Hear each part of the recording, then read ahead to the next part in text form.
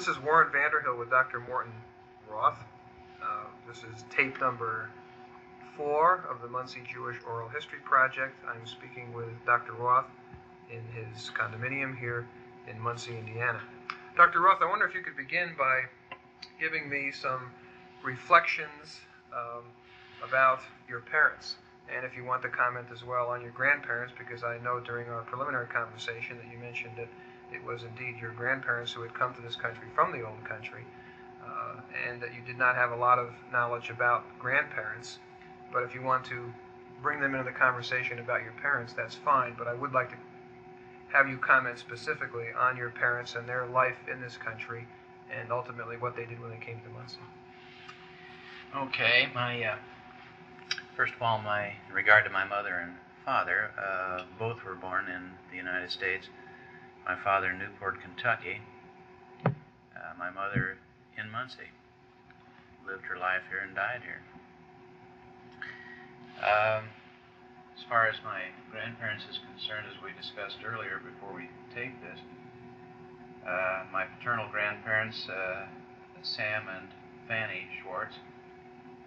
Sam was European-born from Lithuania, first of all, Lithuania, and emigrated to the United States and married my grandmother, Schwartz, who was Fanny Finkelstein.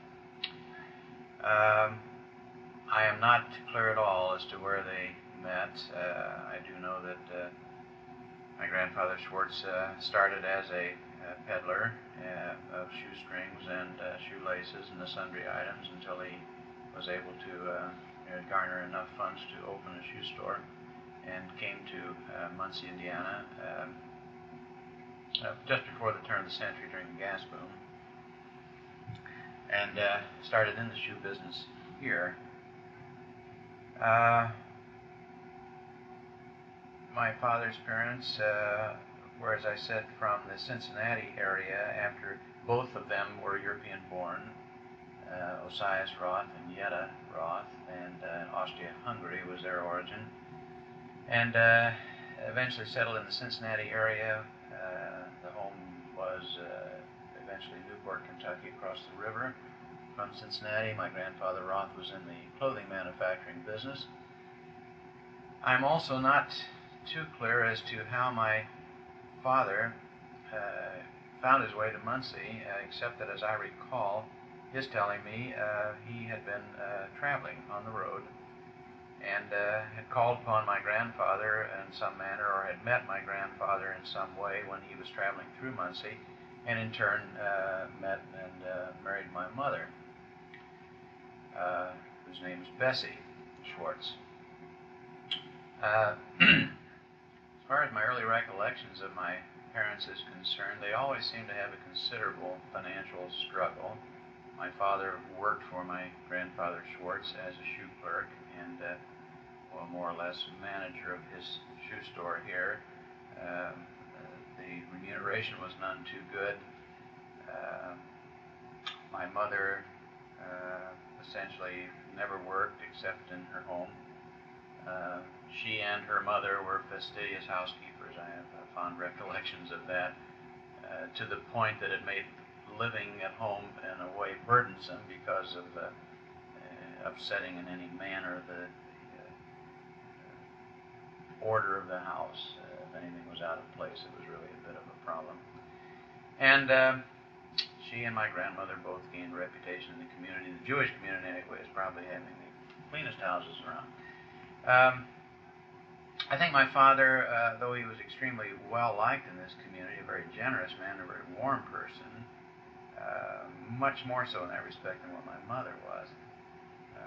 Mother, again, being preoccupied with the family and keeping the house cleaned up properly, was not active in the community. My father, always being in the retail business, enjoyed people, enjoyed working with people, but I think was frustrated primarily because he had never been a financial success. He was a poor financial planner.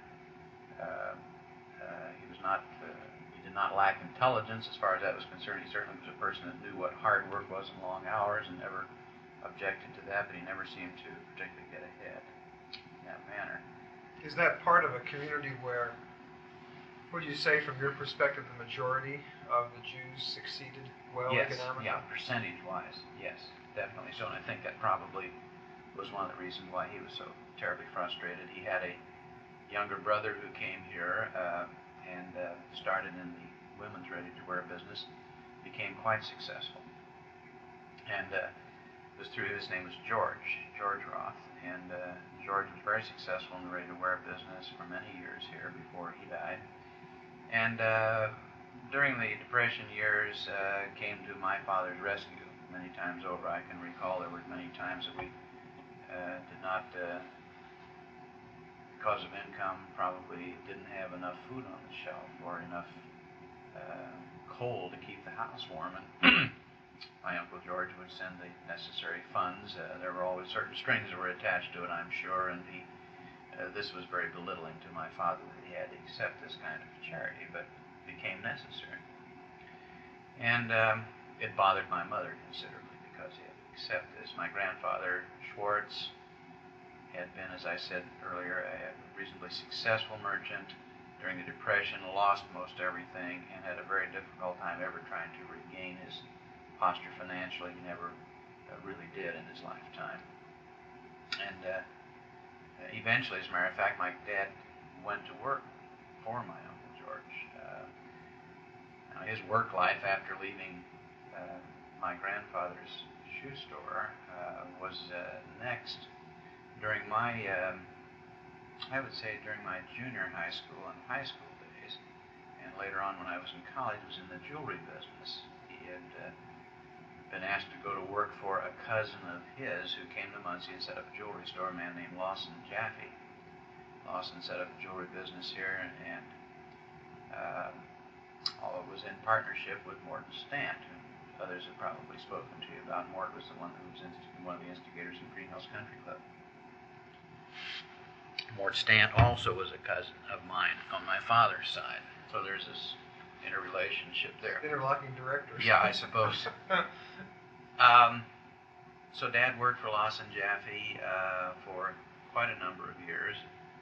Also, a situation in which he put in many, many long hours, and his work was not appreciated as far as financial remuneration was concerned, was pretty bad.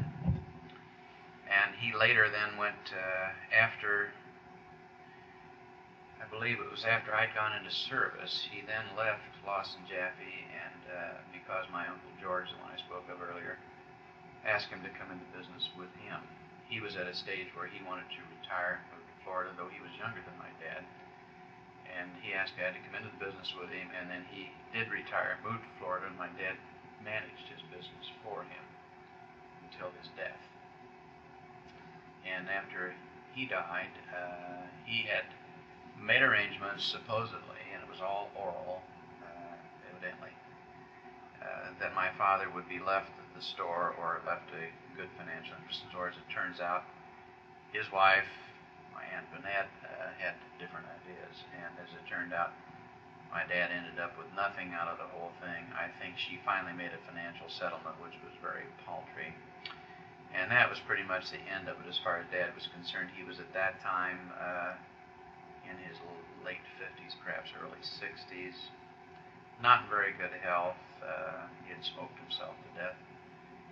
And he did various things. He went to work for an automobile company, sold cars for a while, and then he reached 65, was able to retire and get his Social Security, and he and Mother sold their house here and moved to Hollywood, Florida, and lived in a small home there. Not too long after they moved down there, he was diagnosed as having lung cancer, only lived about 18 months after he died. And my mother, because a younger sister of mine had moved to Florida, we decided it would be better that she stay there if at all possible. She missed Muncie terribly. She had a delayed depression reaction, and about a state of depression, I should say. And about a year later, after his death, she became terribly depressed and really became mentally unbalanced. And we brought her back to Muncie and put her under psychiatric treatment here, where she regained her composure again, got her back on an even keel. We packed her up, shipped her back down to Florida, and she had her own little apartment down there until she suffered a stroke and died. It was approximately 9 years after my father did. I was trying to think of certain recollections as far as the family was concerned. My mother and dad, I don't feel, as far as we kids were concerned, had a very warm relationship that was shown on the surface. A lot of arguments, a lot of fights, a lot of falling out, no physical harm of any kind. Never saw one strike the other in any manner, but a lot of name calling and that sort of thing, which didn't go over too well with we kids. I had two sisters beside myself and no brothers. But it was a conflict of character, and I think a lot of it might have had to do with the social, or not the social, but the financial problems that existed, and because it was a bitter struggle for them. And seeing a high percentage of their very good friends doing much better than what they did financially. And my mother, having come from a background of greater means, was not accustomed to this and had to acclimate herself to it. Her family was unable to help her under the circumstances. I think it was a very frustrating situation as I think back on it now. Well, you mentioned social life, and I'd like to have you touch on that a little bit, if you could. Their social life? Yeah, because here you have an interesting model, and that is within this community of successful Jewish merchants primarily, you tell a story, and a very interesting one certainly, of a man who was not a success. And yet, of course, both of your parents were active in the temple. Very much so. Mother in the sisterhood. My dad was very active in the B'nai B'rith. Went to B'nai B'rith meetings a lot. I can remember that. Their social activities, I would say, were pretty much based around the temple and whatever was going on there during the various holidays. The social things that would be planned at the temple, which were perhaps weekend affairs that were held on a Saturday night, or when I can't remember what nights of the week they have them. Social mixers after temple on Friday nights.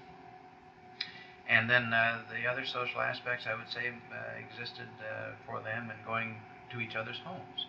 I can recall card parties at my parents' house many, many times with their close friends. Dobros, Dave Dobro, who was Sam Dobro's dad, and his wife were in our home many, many times. The Winnicks, Bill and Hazel Winnick. Bill Winnick is Marty Schwartz's uncle. He's deceased now, and Hazel Winnick are both deceased. Bill Winnick was Anna Schwartz's brother. They were very close friends, and also another couple, Lawrence Klein. Laurie Klein was an optometrist, and it was through him that my interest in optometry began, as a matter of fact, which is another story. So the Kleins and the Winnicks and my folks were pretty much inseparable, and others, as I mentioned, the Dobros and some others were mixed in with them, too. Where did your parents live? Originally, when I was born, they lived on Meeks Avenue, 200 block on Meeks Avenue, and I must have, I expect, been an infant. I have no recollection of that at all, except pictures they showed me and things they told me. They moved into a small house on West Washington Street, 900 block of West Washington Street. I lived there, I suppose, probably the first 7 or 8 years of my life, then after the Meeks Avenue thing, and I think when I was about 8 or 9 years old, my youngest sister was born. The house was too small. It was only a 2-bedroom house, and so we moved to Ashland Avenue, the 300 block of Ashland Avenue. And I lived there, they lived there, I should say, until after I came back from service. They moved from there probably around 1950. They moved out on Godman Avenue, west on Godman Avenue, and lived out there until he retired and they moved to Florida. What was the relationship, as you look back and perceive it, between, I'm talking now not only about your parents' generation, but also your own life in this community. But I'd like to have you comment specifically on the relationship between Jews and non-Jews.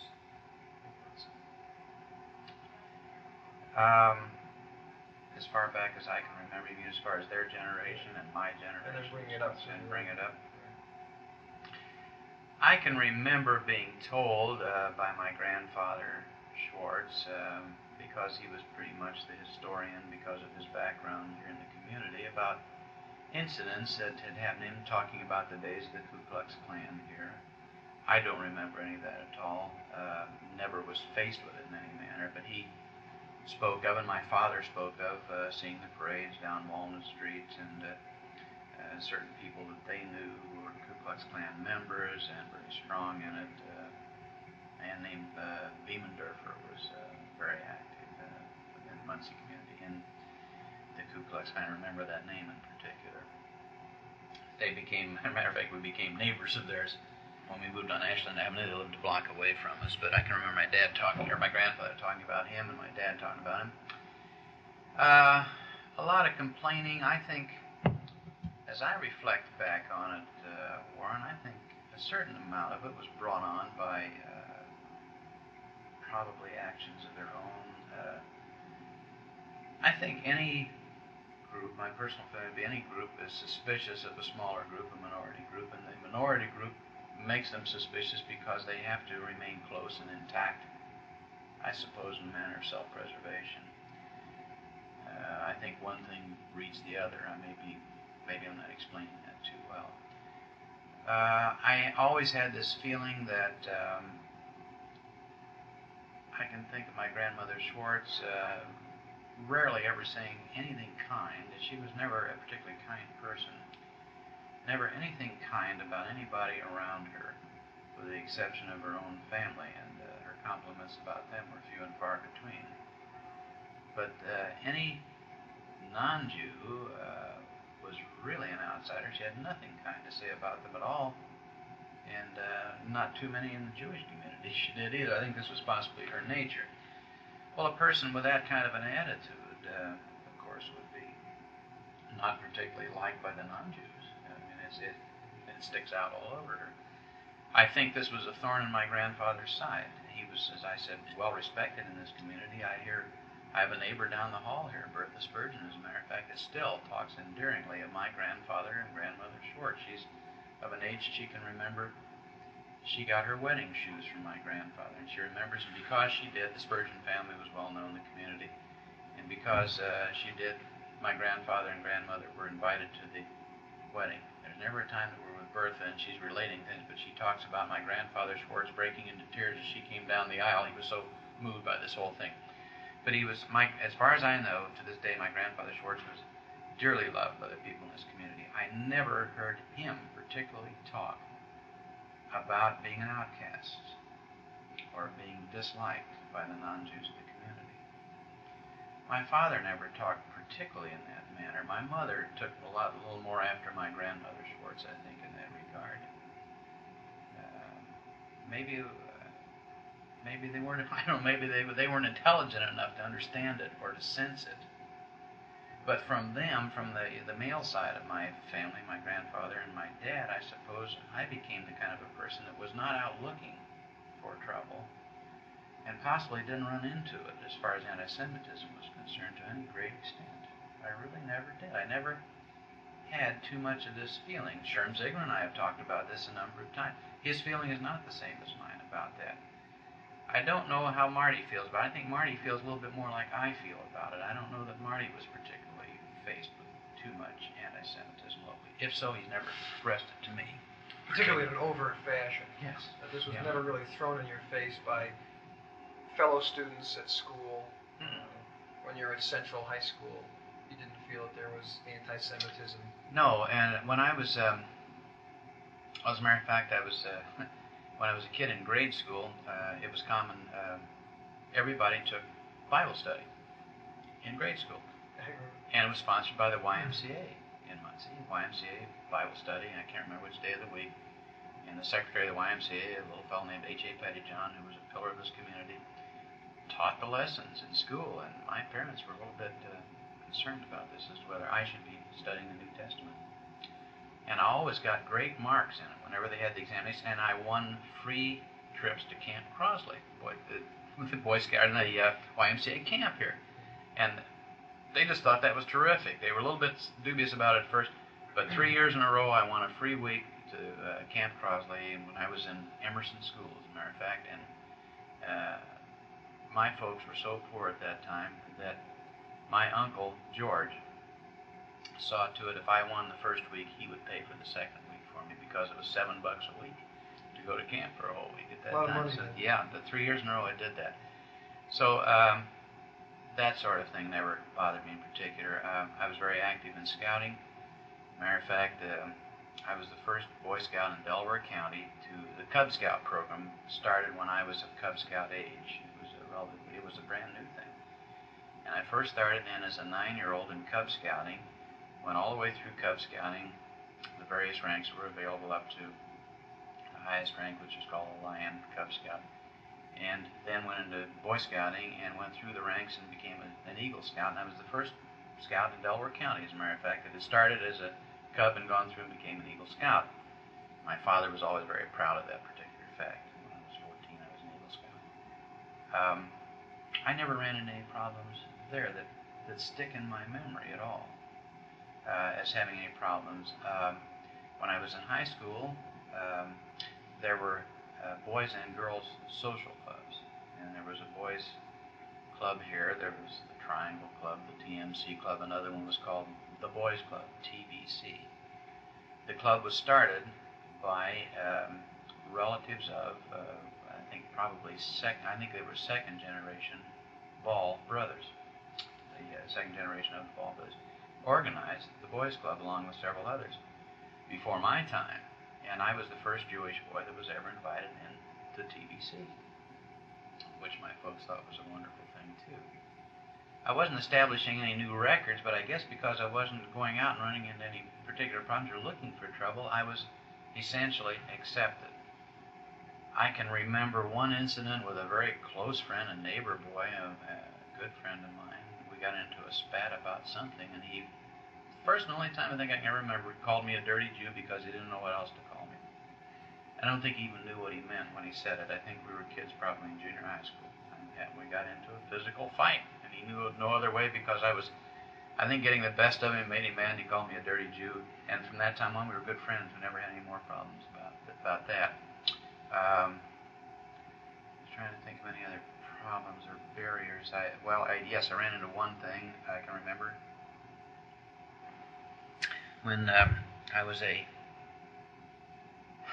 think it was between my junior and senior years in high school, I'd also gotten very active in swimming, and I was working as a lifeguard at Tui Pool here in Muncie.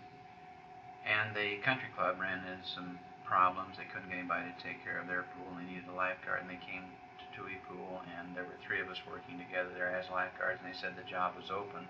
They wanted a guy to come out and take it over. The other 2 fellows said they weren't interested, and I took the job at Delaware Country Club. At that time, as far as I knew, I'd never seen it in print and never would probably, historically no Jews had belonged to Delaware Country Club. And I took the job. The man who was the chairman of the committee and did the hiring knew full well, because of his background here, I was Jewish. There wasn't any question about that. It was a job which was bigger than what I could handle, because they not only wanted somebody to be a lifeguard and to give swimming lessons to the little kids, but they wanted a pool manager. They wanted somebody to run the filtering system, clean the pool, do all these other things, which I knew nothing about. But I managed to stick it out during that summer, and I had no transportation, and my dad would drive me out to work and drop me off, and then he'd come by and pick me up. Unless the weather was good, I'd ride my bicycle. And so he came out and picked me up on several occasions.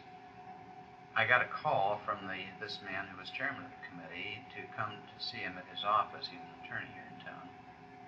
And he was very nice to me. He's still here, as a matter of fact, and is very nice to me to this day.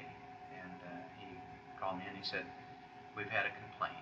And he said, "I would like for you to straighten it out." He said, "It's perfectly all right for your father to come and pick you up at the country club, but I don't want him to get out of his car and wander around as if he's a member out of that country club." My dad had gotten out of the car, walked up a few steps to where I was at the pool, let me know it was there, and evidently, knowing a lot of the people had mingled with him, and somebody didn't like it. And they thought he was acting as if he was a member of there. Hell, he didn't go to the bar, he didn't order a drink, didn't do anything. Anyway, I told the man that I appreciated his telling me and letting me know how he felt, and consequently I removed the service. tender my resignation. Oh, he said, I didn't want you to do that. I said, I wouldn't have it any other way. If your ground is too hallowed for my father to walk on, then certainly is not in keeping with the way I think about things either. And I'd much rather that we don't have any problems in the future. I wouldn't feel comfortable working another day with you. And so consequently, I would like for you to accept my resignation. I quit. That was a bad scene. I didn't like that. Trying to think. I don't recall any other things. I was active. I belonged to the YMCA for a long time. I played basketball with a YMCA team called the YMCA Midgets. We were state champions, as a matter of fact.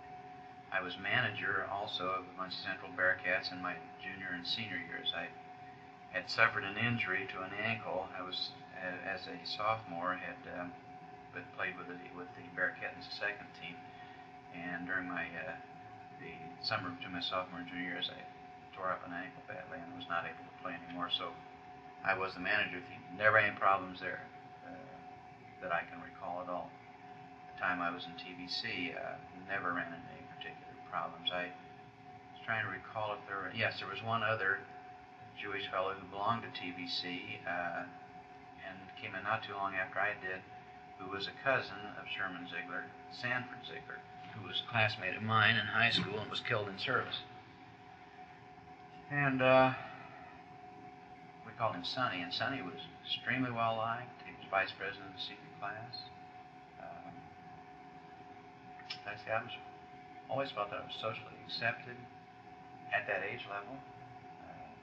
Don't recall any particular problems. I ran into some problems, I would say, when I was dating my wife, because we started dating when I was a sophomore in high school, and she was a freshman, as a matter of fact, believe it or not. Her family had moved here from Toledo when she was 13 years old. Her father only had an 8th grade education. He'd been raised in an industrial situation. He'd had to leave school when he was in the 8th grade to help support his father and mother. And he had known nothing in his life except industrial work. And being raised in Toledo, which was also a hotbed of the Ku Klux Klan. And with his lack of knowledge about certain ethnic groups, was not very delighted with the idea that his daughter was dating a Jew. And to this day, and he is living, and we love each other dearly, and Connie's mother is living too, is first to admit that his anti-Semitism was based upon ignorance, totally upon ignorance, because he had never been around Jews. All he'd ever known of Jews was what he'd heard about Jews, and nothing was good. So we had some problems, he and I, but nothing of a major consequence when I was dating Connie in high school. When I came back after the war, and we were engaged by proxy when I was still overseas, he did stand his ground and say that he would not accept Connie's accepting Judaism did not want her to convert to Judaism. Am I off the subject now, or am I getting too far? No, I think so. He insisted that he would not see her married in a temple. We bent over backwards and tried to figure out how we could work this thing out. My folks bent over further than he did, I would say, and they said if he insisted she be married in the Baptist church, we would go along with that. My Uncle George intervened. He had pretty much become the leading factor in our family. They had another brother whose name is the same as mine, Mortin Roth, who lived in Anderson, was very successful in the ready-to-wear business there. He was the youngest of the brothers. He was youngest, George was next, my dad was the oldest. They had 2 sisters and another brother, that don't enter this whole thing at all. But my Uncle George entered the scene at that time. He knew a great deal about the religious community of Muncie outside of the Jewish community because of the fact that he had a fine voice, and he had sung in several church choirs. And he knew the minister of the Universalist Unitarian Church here, Reverend Arthur McDavid. He started calling around and asking if anybody in any of the Christian ministers would consider performing a ceremony which would be neutral enough that they wouldn't use the name of Christ in the ceremony. Well, he was turned down a number of times until he called me David. David said it would be perfectly all right with him, that he felt that he could certainly conduct a ceremony of that kind. He would do it. However, we wanted it done, and he agreed to do it. And so we were married actually in his home, which was next to the church. My father-in-law had insisted that those in attendance be limited to nothing but family, and that's the way it worked out. And he accepted that. And so we used the Unitarian Universalist Church as more or less a springboard, and we, when our kids then came along later on, we have two, their Sunday school teachings were in the Unitarian Universalist Church, and they are not associated. Their youngsters had in the Universalist Church was quite valuable to them because it taught them to, I think it stood them in good stead as they became adults. They're both extremely tolerant, very liberal people. My daughter is married, has two youngsters, and is facing the time now in which she's going to have to do something as far as choosing a path. Of course, she's half Jewish and half Baptist, and she married a non-Jew. They've had no particular problems along those lines at all. My son is not married. He's in a residency program in medicine. He graduated last year from medical school and is in Rochester, New York. And his religious needs, he seem to be satisfied in other ways. I don't know. He's not particularly interested in following any certain line of thinking as far as religion is concerned. One interesting flashback I might give you in regard to this Uncle George, I kind of keep going back to all the time, in his activities in the community. In addition to being a successful merchant, as I mentioned, he had a fine voice and had sung with several church choirs here, including the Temple Choir. But he also, sometime back in the 1930s, I know it was in the 1930s, actually organized the first Christmas sing in Muncie, and it was he who started the whole thing of the community Christmas sing here, which I thought was rather interesting for a Jew to organize something like this. One of the great Muncie traditions. It is. It has stuck for years, and you'd never thought it would, as a matter of fact. Was your family very religious? Again, as you look back on this time in your life, were they very observant? During the holidays, yes. During the Jewish holidays, they were particularly so. I can remember on Friday nights, always my mother blessed the candles. Every Friday night, that was a tradition that her family had handed down. They both had very strong family ties. I'm sure when they were youngsters, had grown up in a more conservative atmosphere of Judaism. We were raised in a pretty liberal manner. I think that, well, first of all, this was a Reformed temple. Here in Muncie is a Reformed temple. And we had a mixture of people. We had people from Orthodox backgrounds and people from conservative backgrounds, and they mingled, and I suppose that's where the more or less Reformed movement came in Judaism.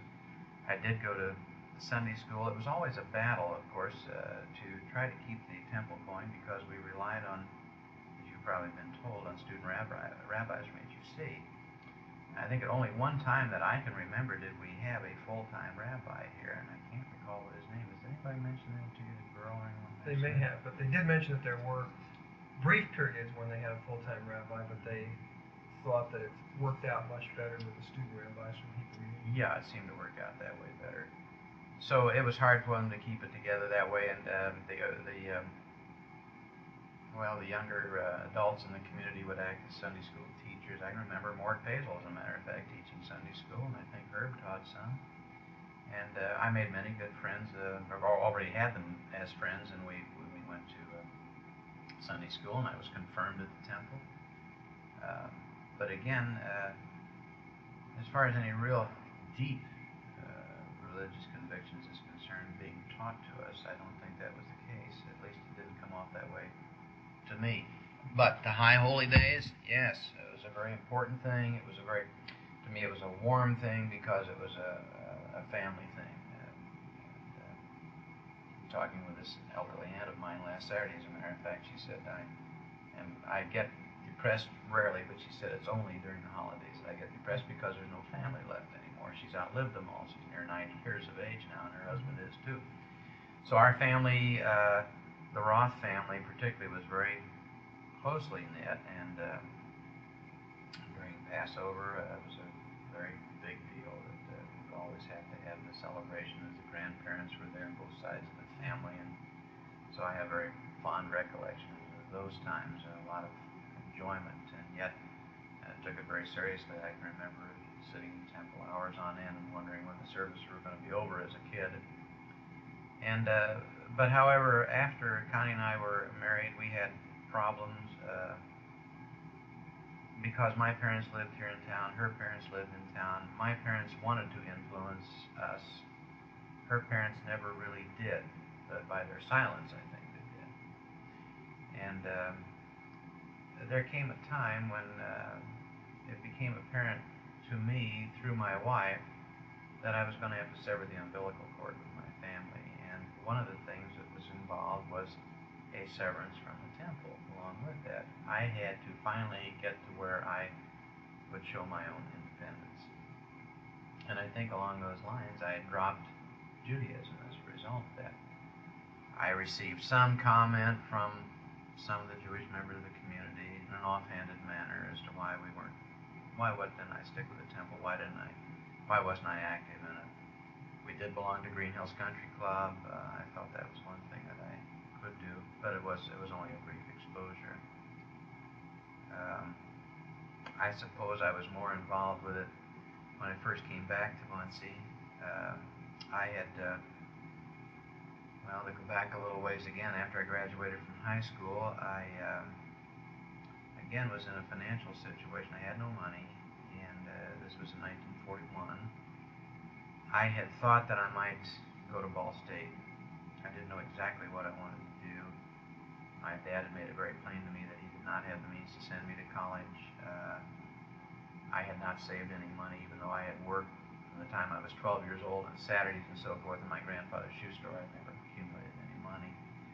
And it was toward the end of that summer that I graduated. I had a cousin who lived in Cincinnati, who was in medical school at the University of Cincinnati, named Mortin. And we were first cousins. His mother and my dad were brother and sister. His family had moved here, incidentally. His mother and dad had, but he stayed in Cincinnati because he was in college there and lived with another aunt and uncle. And he was visiting here, and he wanted to know what I was going to be doing as far as college was concerned. I said, I'm not going. I just can't afford to go. He said, what do you want to do? And I said, I think I want to be an aeronautical engineer. And he said, had you ever thought about the possibility of going to Cincinnati? I said, how can we do that? I don't have any money. And he said, well, why don't you find out what it amounts to. He said, I have a room in a rooming house. And he said, there'd be room for you to live with me, and it wouldn't be expensive at all. And he said, let's find out what the tuition is, and maybe we could work on something. And so we investigated the thing a little bit further, and I went back to my dad and told him I was interested in it, told him what it was going to cost, and it really wasn't going to be very much at that time. He said, there's just no way in the world that I can do this. Lo and behold, my Uncle George came through again with the tuition funds, and I started school. And like you were discussing before we started to tape this, as a matter of fact, my father was lucky to make ends meet financially. He was working in the jewelry business at that time. My mother said that she would try to do everything she could to help me. She had never worked in her life, but she set up a business in the house. My uncle, being in the fur business and ready-to-wear business, took in coats on trade at that time. When somebody would buy a new coat, he would take their old coat in trade. She took the old coats that he had on trade and sold them out of her house. She ran an article in the newspaper, one ad. And from the money that she made, which was very little, she was always able to send me a few dollars every week to help me. And I worked in a shoe store on Saturdays, went to work Saturday morning, 8 o'clock, and got home at 10 o'clock at night to help supplement this thing, too. And I think my Uncle George had given me $300. And Then the following year, I got through the first year, and then the following year, let's see, that was 40. I graduated in June of 41. December of 41, of course, was Pearl Harbor Day. I got involved with wanting to get into service. I enlisted in the Air Force Reserves in pilot training, the cadets, Air Force cadets, and the provisions there were that I would have to retain my grades or I would be called into active service. Well, of course, my intention was to see to it that I got called into active service. That's what I wanted to do then. And I proceeded not to study any longer. And that summer, went to work. I did get through the first year, but I was in trouble by that time, grade-wise. And that summer I came back to Muncie. I worked in a defense plant during the summer and saved enough money to be able to go back to Cincinnati for my second year. And by Christmas time of the second year, I was in bad enough shape academically that I convinced my parents that there was no sense in my going back to college. I wanted to go into service. And so I withdrew from college, and then I waited to be called into service, and the following spring I was, and went into cadet training. And much against my parents' wishes. But then after I got into cadet training, I washed out in primary school. Did you want me to go into this? Yeah, because now you're on education. That was the next question. Oh, okay. I might say, as far as education is concerned, I had considered, incidentally, you might wonder how I ever got into optometry. When I was still about I think it must have been a junior in high school, I didn't know exactly what I was going to do and what my future would be. And it's Lawrence Klein, whom I spoke of earlier, was an optometrist here in Muncie. He and his wife were dear friends of my parents. Had a terrible misfortune. They had one child, and he was an abnormal youngster, and he died at a rather young age. And Laurie Klein had always taken an interest in kids because of the fact that he couldn't have any more family, and took a liking to me, and he knew that someday he would like to take somebody into practice with him. Possibly he'd hoped that his son would go into practice with him. Of course, that was not going to be a possibility. So he had taken me to Chicago to what was called Northern Illinois College of Optometry when I was a junior in high school, trying to get me interested in optometry, and told me at that time that he said, if you do become interested and you get your degree in optometry, I'll promise you that you can come in and work with me in my practice. Eventually you'll have that practice. Didn't interest me in the least. I thought it was about the last thing in the world I'd ever want to do.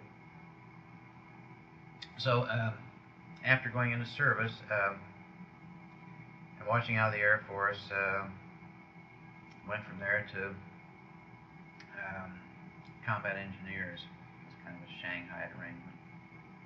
And was in basic training with them for a number of weeks, and then got shifted over to the Army Specialized Training Program and was sent to New York. As a matter of fact, it was at CCNY. For a short time, the whole program folded, and everybody was in it, almost everybody to a man, was then sent to, in as replacements to infantry divisions, and I was sent then to an infantry division, which was in training here in the United States at that time, and trained with them, and then was sent overseas as a replacement and joined the 26th Division, which is a Massachusetts National Guard division, which had just gone into combat in France at that time, and I was a rifleman in the infantry, and was with them then from October of 44 until the war was over in May of 45. Stayed in occupation until that December, and we shipped home right after Christmas. I got back right after Christmas in 1945, and so here I was back home and was discharged from service. In the meantime, Connie and I had become engaged by proxy. She had been in nurses training in Indianapolis and had graduated, and we set our wedding date in February, and I had decided at that time that I was going to have to do something and I could take advantage of my GI Bill of rights to go to college. But what was I going to do? I didn't think I wanted to go back to engineering school. And again, this famous Uncle George got in on the scene. By that time, while I was still overseas, he had taken my father into the business with him. And he said, now I can take you into this business with me if you would like to do this. He said, I think that if you would like to be in the ready-to-wear business, I'd like to have somebody take my place. He had one child, a son, who was in medical school and is a physician in Indianapolis now. He said, Bert doesn't want any part of the business, and he said, your father has graciously said he'll step out and you can come in and take it over. But he said, take it from me, don't get in the retail business, get a profession. Why don't you go into medicine? I said, well, I don't think I have the ability. I don't think I want to take the time. Too anxious to get married, go on with things. How about dentistry? And I said, well, I can't consider looking at somebody's mouth the rest of my life. He said, well, did you ever talk to Laurie Klein about optometry again? And I said, hell, I don't know. I exposed myself to it once and didn't think it was that red hot, but maybe I will go talk to him again. Well, of course, Laurie lit up like a Christmas tree. Wonderful. He said he would just be pleased as punch again to make me the same offer. He said, you'll go back and go to optometry school. I'll see to it that you have a place in my practice.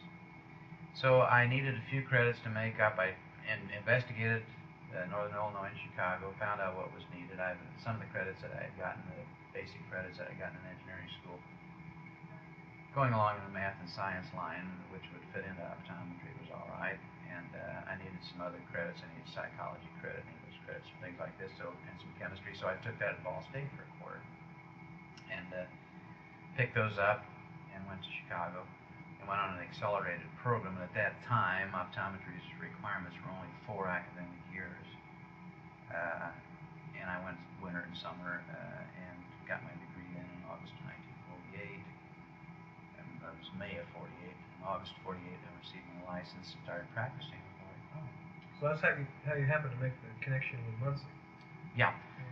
The reason I came back here was basically because of the opportunity of going into practice with him.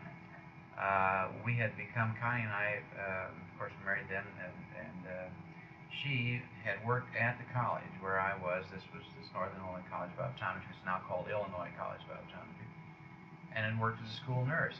But we had become very friendly with a faculty member who was a physician specializing in internal medicine, a fellow named Bill Schlaze. Bill's Jewish.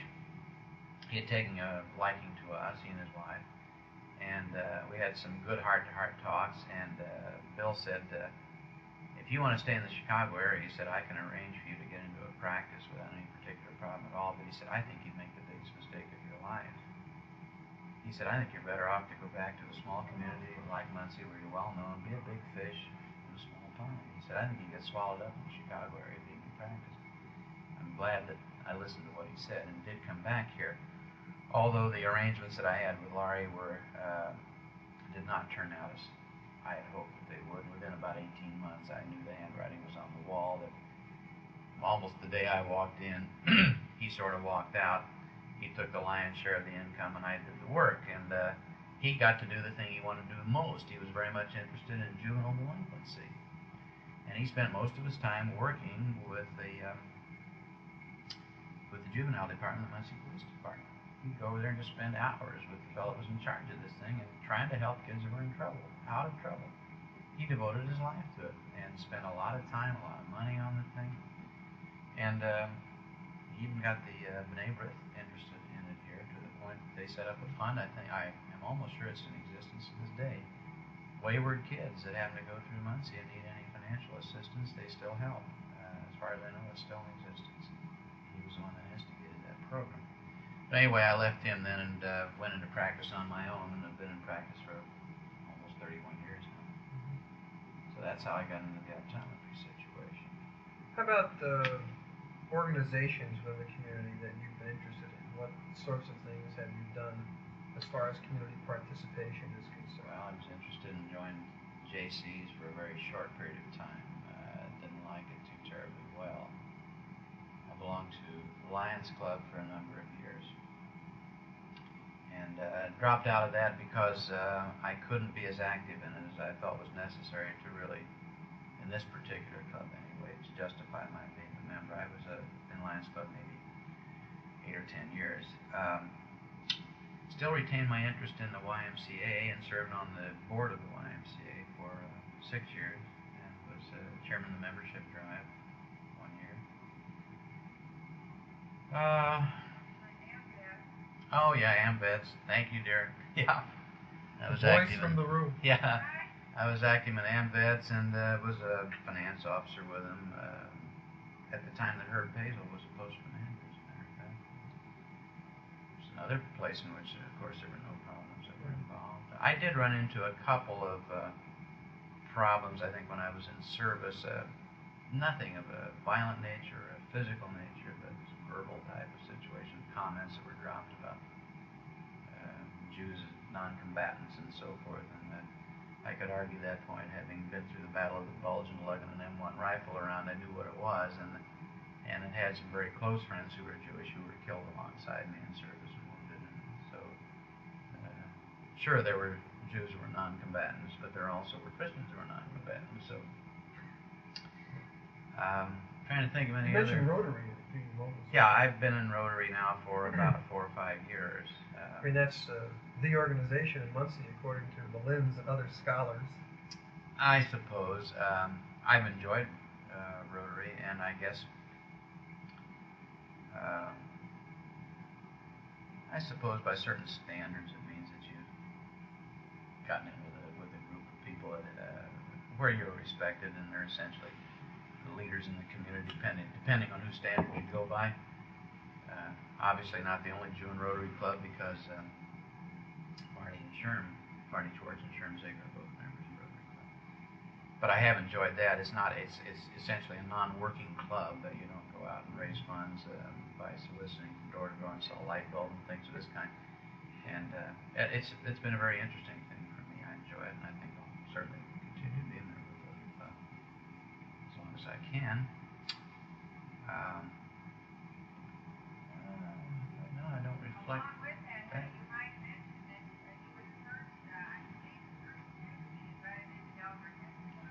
Yeah, that was true. Several years ago, when you talk about the barriers that were set up as far as certain social clubs and the country club thing, which people seem to dwell on so much. I can't remember exactly how many years ago it was, but there were a number of changes that were made in the, as always happens, in the board of directors of the Delaware Country Club. And one person in particular that I remember, David Sursa, who was president of the Industrial Trust here, was a member of the board. And I think Marshall Hanley and Bob Hughes. I think Bob Hughes was also on the board at that time. But anyway, there was an influx of younger people, the next generation whose thinking was certainly a lot more liberal. And they said it was about time that these barriers were broken as far as the country club here was concerned. And I was approached by, was that Bob Hughes? Yeah, it was Bob, I think. And I think maybe even Marshall talked to me, and Dave Sursa, at different times, and said, we want to break this barrier, and we would like for you to join Delaware Country Club. Interesting thing was that I was thrilled about the idea, and I felt honored by it. Maybe I shouldn't have, but I did. I felt it was a nice thing, and I thought, why not go along with it and try it? And I thought, secondarily, to help the other Jews in the community. Once the barrier is broken, the doors are open. Because as far as I knew, others had applied for membership, and nothing, they were not acted on, or at least were turned down one or the other. Of course, that was the basis for Green Hills being formed. And I did not belong to Green Hills any longer anyway. I just wasn't interested in it. So I told them that I would give it some consideration. I came home, and I could hardly wait to tell Connie about it. And she said I wouldn't give them the satisfaction at all. She said, I just don't think that you should do it. She said, it doesn't hold any charm for me, in spite of the fact that many of our contemporaries and good friends, most of them were members of that club. And she said that she wouldn't give them the satisfaction. And so I came back to them. And she said, if you want to join, join. But she said, I'll never go. I just don't want any part of it. So I came back to them and said my decision was such that I didn't think that I would join. Told me they were very disappointed, but they could understand. And some time went by, and as I remember, and I'm a little vague on this, and Sam Dobro can straighten me out on it, I think that Sam went ahead and joined. They must have asked him. And right afterwards, I think Marshall hit me up again about it. He said, why don't you get in? And I said, well, maybe I will if I can talk Connie into it. Came back, she said, if you want in that badly, let's join. And so we did. And I can't remember whether it was Sam that joined before I did, or I before him, or we joined. about the same time, so we went in. So whether actually I was the first member of Delaware Country Club that was a Jew, I don't know for sure. I'm not real positive. But from that time forth, others have joined, of course. Well, it's a barrier that no longer is a barrier in Muncie. Absolutely. That's correct. Which I think is an important breakthrough for this community, Yeah. because as you know, that certainly was, for many, many years, one of the most blatantly visible examples of discrimination against Jews in Muncie. That was one of them. The other was the Elks Club. Or housing. I've heard a good deal from people about housing. I went through the Westwood and housing Kenmore. thing. Yeah, I went through the housing thing one time, as a matter of fact. The Elks Club was one which Sam Dobro broke the barrier on. They put him up as the person who was going to go into our club, went into it, and from that time forth, everything was fine. I think the war had a lot to do with this. I think it was a great leveler. When we came back to Muncie and became interested in possibly buying a house, well, it was after we bought our first house, we became interested in getting a little nicer house. Had no trouble in buying our first house, but we started looking around for lots. And I knew that Ray Schonfield and his wife owned a lot in Kenmore. We knew that there was this barrier against Jews in Westwood and in Kenmore. Nobody puts this down in writing. I think somebody had contested one of the editions, the Man edition, which is, do you know where the Man edition is located? I think that they managed to keep Jews out of there, that Man himself had drawn up some, or had some attorney draw up some sort of thing proving that Jews were not white or some such thing as this. Anyway, nobody ever contested him on that. I was trying to remember, I could be wrong on this, but it seemed to me that I may have the wrong realtor, who developed Kenmore. I was thinking it was C.B. Bender, who was a realtor, but whomsoever it was, I remember I called. I called on the basis I knew that Ray Schonfield owned a lot in Kenmore, but had not built on it. I didn't ask Ray why he hadn't built on it. Thought maybe he was just waiting until he decided he wanted to. And I talked to this realtor, called him, and I said, I understand that there are some lots available in Kenmore, and I'm interested in buying a lot. And he said, at the moment we don't have anything available, but we are going to open a new section of Kenmore. And he said, when that is developed, he said, I would be glad to give you a ring and let you know. I knew there were lots that were available in Kenmore. I knew that they were opening a section north, on the north edge of Kenmore, which I think they wanted to set up sort of as a ghetto. And Bob Bergauer, is Bob on your list incidentally? No. He is, and he ought to be, because his family goes back many years here. Bob Bergauer lives there now, has a home there now. But I told this man anyway at the time when he told me they were going to open this up, I said, well, I don't think that I'm really interested in your ghetto area. But I was just curious to find out. Later talked to Ray Schonfield, and Ray had been told by anonymous phone calls on a number of occasions he had better not consider building in Kenmore. That his life might not be worth a plug nickel, and certainly his children would be chastised, and it would be a very dangerous thing for him to ever build there. So he never did, and he sold the lot. Yeah, there have been a number of stories that people have told me of similar sorts of discrimination in housing practices. Well, Mortin, I wonder if you could tell me, as sort of a final point of reflection, as you look back on all of this, what you think the future of the Jewish community is in Muncie. Well, not having been active in the Jewish community as a participant for a number of years, it puts me in kind of a precarious position to judge, but I have this feeling that the Jewish community, of which now I'm more or less an outsider, is watered down. I don't think it's as strong a unit as it was, and I could be dead wrong in my thinking on that one. I don't know for sure. I don't know that I could give you a good sound answer that I could live with on that. I don't know what the future holds for it. It's certainly, I think, a brighter future than what it was a number of years back, perhaps when I was growing up in the community, but I never felt these terrible restrictions. I never felt put upon that much as I grew up. When I grew up as a child in this community, I felt welcome here.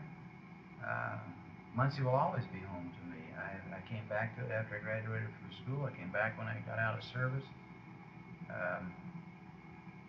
I think in a lot of respects, certainly every community has its drawbacks, but I think we have the best of two worlds in this community. That we don't have all of the problems that there are in metropolitan areas, and yet we have a lot of advantages that people in the rural areas don't have. But as far as the future of the community, the Jewish community is concerned, I don't think I'm in a position to judge any further than that. Well, that's a fair assessment. This has been Warren Vanderhill interviewing Mortin Roth for the Muncie Jewish Oral History Project.